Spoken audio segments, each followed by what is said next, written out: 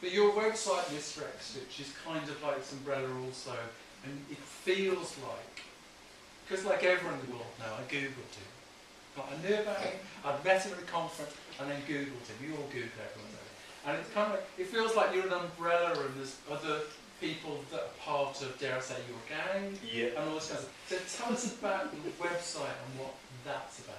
Okay, so I started the website about 3 years ago because I started selling graffiti cross-stitch patterns on an Etsy store, and then thought I'd start a blog because I wanted to add value to that and add a bit of a narrative. And I've taken them off now, but the first 20, 30 posts of Mr. X, which were brilliant, was my philosophy about cucumber sandwiches and the way you should arrange your socks when you're hanging them out on the washing line, and really deep topics. But over a period of time I started realising that actually there was more to this kind of, you know, alternative cross-stitch kind of thing, and so I spent time researching it and you know, seeking out other artists and becoming more sophisticated about the searching and even with the branding of the site and stuff like that. But I also realised that there were a lot of people doing great things, and what I managed to do was con some of them in the first place to come and write for me, and subsequently, you know, it's built from there. So on the site we do at least a post a day, normally 2 posts a day, and we just cover all the different genres now. So we don't do clothes, and we don't do knitting, there's enough of that. So we do everything in between. So we do quilting and needle felting and plush toys and embroidery, machine embroidery. And we have cute things, and we have not safe for work things, and we have stitchgasms, which is just when you see a piece of work and you go, wow.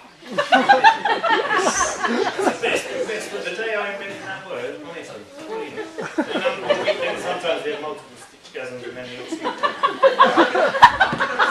I'm going to press this button, and I'm going to see how many people have a stitchgasm. Stitchgasm? I think so. Well, that's another piece of my work. The problem I have is that I'm not good enough for my own website. That's true.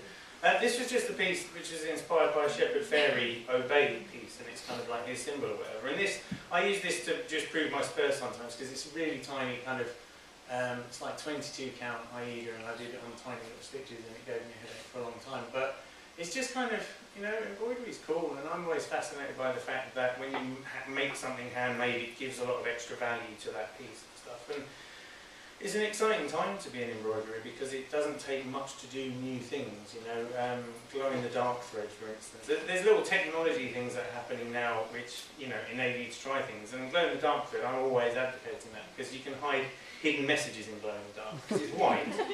So you can write I love you in big block letters, and you can write not really in glow-in-the-dark. That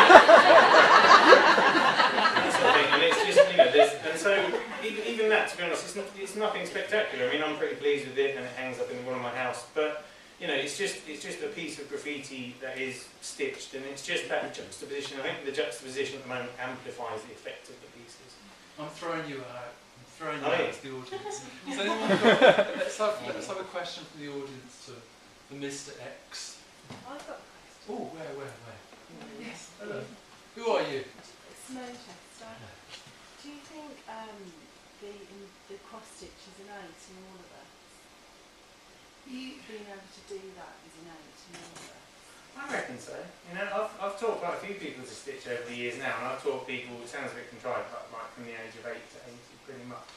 And everybody's got the capability, and the thing about cross stitch is it's great because there are holes for you to stitch through, and there are 2 simple stitches to do. So it's a real simple way to start, and it just gets you into that context, and before you know it, you feel comfortable with the needle and thread, and you might try branching out. So Stuart's work's fantastic, kind of tiny satin stitches and those kind of effects. You know, there's a hand embroidery there. I'm always fascinated by people's journey that they start off with a smiley face and cross stitch and end up, I don't know, cross stitching flowers across a car bonnet, like in my book, Push Stitchery. What is that, Mr. X? Yeah. I did a book last year, well, it came out last year, and it's called Push Stitchery. And it's a gallery book of 30 contemporary embroidery and needlecraft artists from around the world. So we have people who stitch on car bonnets, and people who stitch on stone and metal, and a guy who makes quilts of Hubble telescope images, and all kinds of other bits and bobs. And it just goes to prove that embroidery, see, this is a nice segue, it's like a Radio 2 DJ, that embroidery is a valid art form. So I did this piece, right? And I didn't do, this is the cheekiest piece of art in the world, because I found this cross stitch in a charity shop. I found 2 of them, and they're like couples in Victorian garb. And the first one, they both had the dates underneath them.